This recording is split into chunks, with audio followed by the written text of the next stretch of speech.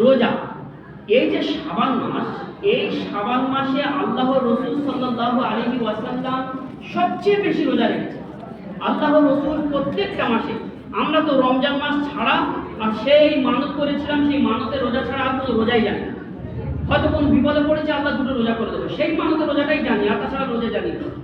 কিন্তু আমাদের আপনার প্রিয় রসুল, যে নবী সারাটি জীবন একটা মা তার শিশুর জন্য যতটা না কাঁদে, আমি কসম খেয়ে বলছি, আল্লাহ কসম, আল্লাহ রসুল সাল্লাল্লাহু আলাইহি ওয়াসাল্লাম, আমার আপনার মা সারাটি জীবন আমাদের জন্য যতটা চোখের পানি ফেলেছে, আমার আপনার রসুল সাল্লাল্লাহু আলাইহি ওয়াসাল্লাম তার থেকে 1000 গুণ বেশি সারাটি রাত এই আমার আপনার মতো জঘন্য নগণ্য এই উম্মতির জন্য চোখের পানি ফেলেছে। সকলে বলে দরুদ শরীফ সাল্লাল্লাহু আলাইহি ওয়াসাল্লাম। সেই নবীর উম্মত হয়ে আজকের আল্লাহ সেই নবীর দুশমনের সাথে আমাদের মহব্বত হয়ে যাচ্ছে। ইহুদি, নাসারা, খ্রিস্টানদের সাথে মহব্বত, আল্লাহ রসুলের সাথে মহব্বত নেই। প্রিয় মুসলমান, আল্লাহ আমাদের সকলকে নবীর সাথে মহব্বত করা তৌফিক দান করুন। সেই নবীর একটা অভ্যাস ছিল এটা, যে রমজান মাসে তো রোজা রাখবেই রাখবে, আর বাকি যে 11টা মাস আছে, সেই 11টা মাসের প্রত্যেকটা মাসের 3 তারিখ, 3টে তারিখ, 13, 14, 15, কি বললাম, 13, 14, 15, এই 3টে তারিখে আল্লাহ রসুল রোজা রাখতেন প্রত্যেক মাসে। সেটা মুহররম, সফর, রবিউল আউয়াল, রবিউল সানি, প্রত্যেকটি মাসে। আরবি মাস আমাদের মুখস্থ নেই, কিন্তু আরবি মাস প্রত্যেকটা 11 মাসের এই 3টে তারিখ, 13, 14, 15, বিশেষ করে এই 3টে তারিখে আল্লাহ রসুল রোজা রাখতেন। এখন এই যে শবে বরাত এসছে এই 3টে তারিখের মধ্যে একটা তারিখে, সেটা হলো এই 14, কাল গতকাল অতিবাহিত হলো, আজকের আগামীকাল 15, তারপরে এই 13, 14, 13 চলে গেছে, 14 আর আগামীকাল 15, 3টে তারিখ। এখন শবে বরাতের রোজা, আমরা অনেকে মনে করি ভাবে শবে বরাতের রোজা রাখিনি, একেবারে বড় গুনাহ করেছে, ভুল। কেউ যদি শবে বরাতের রোজা না করে, তাকে ভুল বা তাকে খারাপ চোখে দেখা চলবে, কারণ এটা সুন্নত নয়, এটা কোনো ফরজ নয়। সে চাইলে করতে পারে, চাইলে নাও করতে পারে, কারণ শাবান মাস, এই মাসে রোজা রাখলে আল্লাহ রসুল সাল্লাল্লাহু আলাইহি ওয়াসাল্লাম অনেক ফজিলত বর্ণনা করেছেন। আল্লাহ রসুল বিশেষ করে এই মাসে রোজা রেখেছেন। আম্মা আয়েশা, আমাদের আল্লাহ রসুলের স্ত্রী, ছোট্ট স্ত্রী আম্মা আয়েশা, আমাদের সকলের মা, নবীর স্ত্রী, আমাদের মা, মনে রাখবে, আমাদের মা বলছেন আল্লাহ রসুল এই শাবান মাসে এত অধিক পরিমাণ রোজা রেখেছেন, অন্য কোনো মাসে এত বেশি রোজা রাখেননি। এই শাবান মাস যেটা চলছে, এই মাসে আল্লাহ রসুল অটোমেটিক বেশি বেশি রোজা রাখেন। আল্লাহ রসুলকে জিজ্ঞাসা করা হলো, ইয়া রাসূলুল্লাহ, আপনি অন্য মাসে তো এত রোজা রাখেন না, 3টে 4টে রোজা রাখতেন, কিন্তু এই মাসে এত বেশি রোজা কেন রাখছেন আপনি? আল্লাহ রসুল উত্তরে বলছেন, এই মাসে আল্লাহর কাছে বান্দার আমলকে তুলে নেওয়া হয়। বান্দা যে সারা বছর যে কাজগুলো করেছে, সেই কাজ, তার আমলগুলোকে আল্লাহ তাবারক তাআলার কাছে দেওয়া হয়। আর এই মাসে আল্লাহ তাবারক তাআলা তার জীবন লিখে দেয়, কি করবে না করবে। আমি চাই আমার আমলনামা যখন আল্লাহর কাছে যাবে, তখন যেন আমি রোজা অবস্থায় থাকি। সুবহানাল্লাহ, আমার আমলনামা যখন আল্লাহর কাছে যাবে, তখন যেন আমি রোজা অবস্থায় থাকি। সেজন্য করে এই মনে করে রোজা রাখবেন যে শবে বরাতের রোজা নয়, বরং আল্লাহ রসুল 15 তারিখে রোজা রেখেছেন, অর্থাৎ আগামীকাল রোজা রেখেছেন আল্লাহ রসুল। সকলে মনে রাখবেন, আগামীকাল আল্লাহ রসুল রোজা রেখেছেন না রেখেছেন? রেখেছেন। আগামীকাল আল্লাহ রসুল রোজা রেখেছেন, তাই আমরা রোজা রাখবো। আর নবী ইক্তেদা করলে আল্লাহ রসুল, আল্লাহ তাআলা বলছেন, আতিউল্লাহ ওয়া আতিউর রাসূল, আল্লাহর অনুসরণ করো, আল্লাহ রসুলের অনুসরণ করো। তাই আমরা আগামীকাল যে রোজাটা রাখবো, সেটা শবে বরাতের জন্য নয়, বরং নবী সাল্লাল্লাহু আলাইহি ওয়াসাল্লাম রোজা রেখেছেন, তাই রাখবো। শবে বরাতের রোজা বলে হাদিসের পাতায় যা কিছু আছে, কিচ্ছু নেই এরকম ধরনের যে শবে বরাতের রোজা রাখতে হবে, এরকম কোনো রোজা উল্লেখ নেই। সেজন্য করে স্পষ্টভাবে মা বোনদেরকে বলছি, আর আপনাদের কাছে অনুরোধ করে বলছি, আগামীকাল আমরা রোজা রাখবো ইনশাআল্লাহ। কি জন্য? যে আল্লাহ রসুল রেখেছিলেন। এই একটা কথা। এরপরে শেষ আমি দুটো কথা বলে শেষ করব। এই মাসে, এই রাতে আল্লাহ সকলকে ক্ষমা করে দেন। আল্লাহ পৃথিবীতে যত বান্দা আছে, আল্লাহ তাবারক তাআলা নির্দ্বিধায় সকলকে এক বাক্যেই ক্ষমা করে দেন। আল্লাহ বলছেন আল্লাহ সকলকে ক্ষমা করে দেন, আল্লাহ রসুল বলেছেন। কিন্তু 7 জন ব্যক্তিকে আল্লাহ ক্ষমা করেন না। 7 জন, ভালো করে শুনুন। এই 7 জনের মধ্যে যদি আমরা হয়ে থাকি, অবশ্যই সেই ভুলগুলোকে আমাদের তওবা করতে হবে, পাক্কা সাচ্চা, তবেই আল্লাহ ক্ষমা করবেন। এই 7 জন ব্যক্তির মধ্যে প্রথম ব্যক্তি যাকে আল্লাহ এই রাতে ক্ষমা করবেন না, আর শবে কদরের রাত্রেও আল্লাহ ক্ষমা করবেন না। সারা মাস, রমজানের মাসে রোজা রেখে ঈদের দিনে যখন বান্দা ঈদের নামাজ পড়তে আসছে, সেই সময় আল্লাহ তাবারক তাআলা নামাজ পড়ে যাওয়ার সময় আল্লাহ সকলের গুনাহ ক্ষমা করে দেন, কিন্তু এই 7টা ব্যক্তিরও গুনাহ ক্ষমা করেন না। অর্থাৎ এই 7 জন ব্যক্তির গুনাহ কখনো ক্ষমা করা হয় না যতক্ষণ পর্যন্ত এই 7 জন ব্যক্তি নিজের গুনাহ থেকে তওবা না করে দেন। এই 7 জন ব্যক্তির মধ্যে থেকে প্রথম ব্যক্তি হলো যে মুশরিক, আল্লাহর সাথে অন্য কাউকে শরীক করেছে, অংশীদার বানিয়েছে, শিরিক করেছে, আল্লাহকেও মানে, সাথে কবরে গিয়েও মাথা সেজদা দেয়, আর ওই পীর সাহেবের কাছ থেকেও চায় যে পীর সাহেব আমাকে দেবে, তাহলে তার ইমানটাও গেছে। সেজন্য করে প্রিয় মুসলমান ভাইরা, আর যারা আল্লাহ ছাড়া অন্য কোনো বুত ঠাকুরকে পুজো করেছে সেও তো কাফের, আর এছাড়া কাউকে কারোর কাছ থেকে মরে যাওয়ার পরে তার কবরে গিয়ে চাওয়া এটাও শিরিক। সেজন্য করে শিরিক যদি কোনো ব্যক্তি করে তাকে আল্লাহ তাবারক তাআলা ক্ষমা করবেন না। আমরা যদি করে থাকি ভুল করে কখনো, তাহলে আমরা তওবা ইস্তেগফার করব যে আল্লাহ আগামীকাল কখনো এরকম কাজ করবো না। দ্বিতীয় নম্বর ব্যক্তি যাকে আল্লাহ ক্ষমা করবেন না সেটা হলো পিতা মাতার নাফরমান ব্যক্তি। যে পিতা মাতার অবাধ্য সন্তান পিতা মাতাকে কষ্ট দিয়েছে, আল্লাহ কোরআন শরীফের মধ্যে বলেছে উফ, তাহাদেরকে উফ পর্যন্ত বলো না। তারা কোন কষ্ট দিচ্ছে, তুমি বাধ্য হয়ে বলছো উফ, পেরেশান করে দিল। এই শব্দটাও পিতা মাতাকে বলা হারাম, গুনাহ, মহাপাপ। আর এমন কি এছাড়া যদি আমরা আরো কটু বাক্য ব্যবহার করি, আরো যদি তাকে কষ্ট দিই, তাহলে আরো মহাপাপ। সেজন্য করে পিতা মাতাকে যদি কোনো ব্যক্তি কষ্ট দিয়ে থাকে তাকে মাফ চাইতে হবে পিতা মাতার কাছে এবং আল্লাহর কাছে ক্ষমা চাইতে হবে, তবেই তাকে আল্লাহ এই রাতে ক্ষমা করবেন, নাহলে করবেন না। তৃতীয় নম্বর, ওই ব্যক্তি যে ব্যক্তি মদ পান করার মধ্যে লিপ্ত রয়েছে সেই ব্যক্তিকে আল্লাহ তাবারক তাআলা ক্ষমা করবেন না। প্রিয় মুসলমান ভাইরা, এটা অনেক বড় মহাপাপ, আল্লাহর কাছে ক্ষমা চাইতে হবে।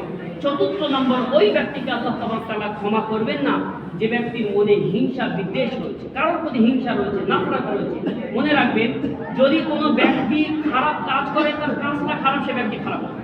মনে করেন একজন ব্যক্তি পাপ করেছে, মদ পান করেছে, জিনা করেছে, ব্যভিচার করেছে, তার ওই জিনা, তার ওই মদ পান করাটাই পাপ, কিন্তু সে ব্যক্তি খারাপ নয়। কারণ ব্যক্তি খারাপ হলে আল্লাহ খারাপ ব্যক্তিকে সৃষ্টি করে না, আল্লাহ নিজেই সৃষ্টি করেছে আমাদের সকলকে। তাহলে আল্লাহর সৃষ্টি কি খারাপ হতে পারে? সাপ হলেও সেও ভালো, এখন উপকারের জন্যই রয়েছে। আর যেমন পশু হোক না কেন সে ভালো, তাহলে মানুষ তো সবার থেকে উত্তম, সে খারাপ হয় কি করে? মানুষ ভালো কিন্তু তার কাজটা খারাপ। সেজন্য কাজকে ঘৃণা করো, মানুষকে ঘৃণা করো না। সেজন্য আমাদের খেয়াল রাখতে হবে, যেমন হিন্দুরা এ আল্লাহর কাছে তারা নাফরমান বান্দা, কিন্তু তারপরেও তাদের সাথে ভালো ব্যবহার করতে বলা হয়েছে, কারণ তারা আল্লাহর বান্দা, তাদের সাথে ভালো ব্যবহার করতে হবে, তাদের কাজটা খারাপ।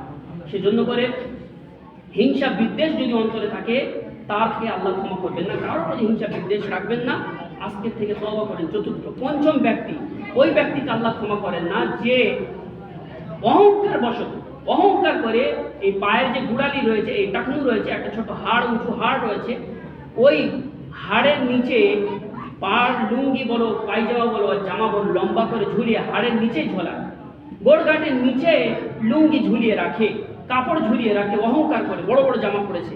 তাহলে এমন ব্যক্তি এই অহংকার বশত যদি পায়ের নিচে গুলায় ওই টাকনুর নিচে যদি ঝুলিয়ে রাখে, তাকেও আল্লাহ ক্ষমা করেন না যদি অহংকার করে থাকে। আর ভুলে যদি করে থাকে তাহলে আর ঠিক হয়ে নেওয়া দরকার।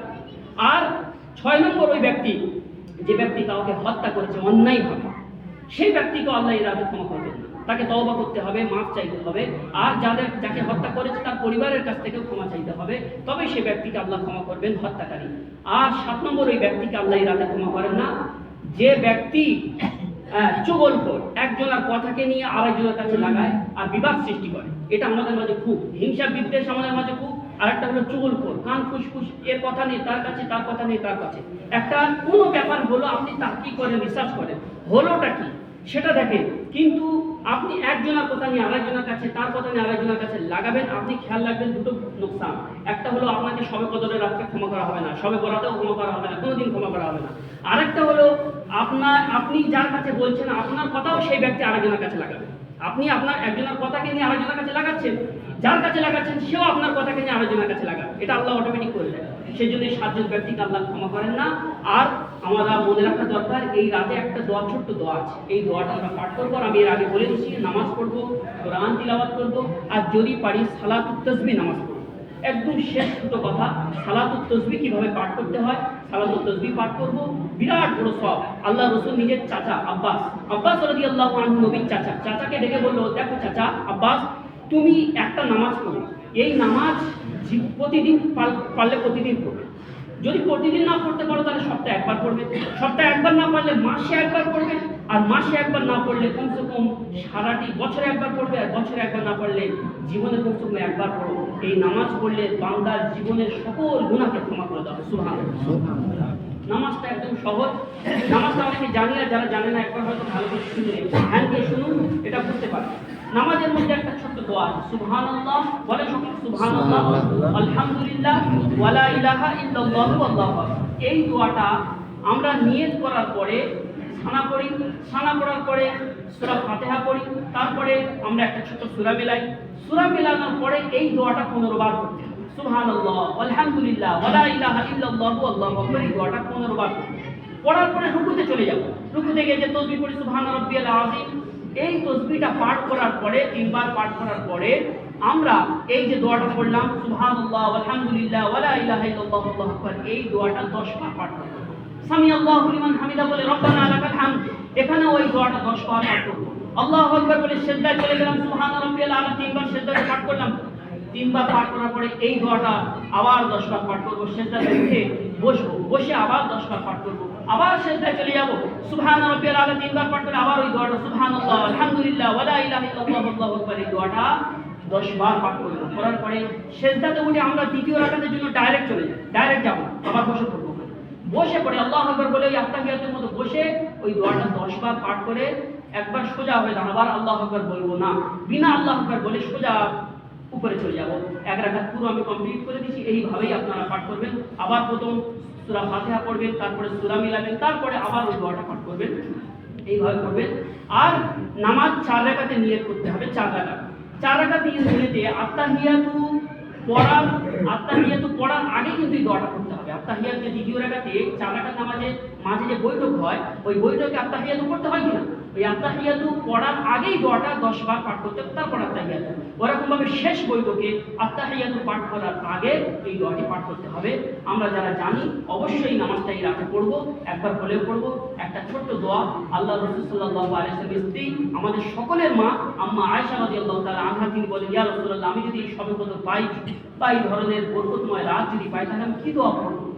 আল্লাহ রাসূল একটা ছোট্ট দোয়া শিখিয়ে গেছেন। এই দোয়াটা আমি পাঠ করবো, আপনারা সকলে হয়তো অনেকের মুখস্থ নেই, সেজন্য আমার সাথে প্রথমে একবার পাঠ করে দিলে দোয়াটা পাঠ করা হয়ে যাবে। আপনারা সকলে আমার সাথে বলেন, আল্লাহুম্মা, জোরে বলবেন, আল্লাহ তাআলা দেখছেন, আল্লাহুম্মা ইন্নাকা